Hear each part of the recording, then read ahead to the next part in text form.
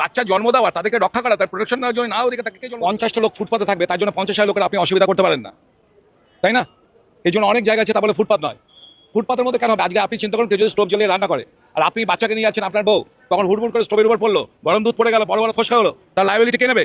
যারা বসে বসে সমস্ত ব্যঙ্গোক্তি করছে তারা কি নেবে? হ্যাঁ, আপনি বলতে পারেন যে অগ্নিমিত্রাদি গলাটা একটু জোরে হয়ে গেছে, আমরা ভলিউম বেশি গেছে, আমরা হয়তো বললে একটু আসতে। অ্যাকচুয়ালি যারা 24 ঘন্টা মুক্ত, আমরা প্রশাসন চাই, ফুটপাত মুক্ত আমরা চাই।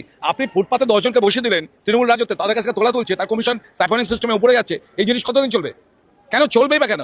সরকারি জমি দখল করবেন আর 50টা লোকের অসুবিধা করে ফুটপাত নামটা কেন? তাহলে ফুটপাতের নাম করে এটা আশ্রয়স্থল করে দিক, ফুটপাত বলে কিছু থাকবে না, শুধু রাস্তা থাকুক আর ওই সমস্ত লোকদের বাসস্থান থাকুক, তাই না?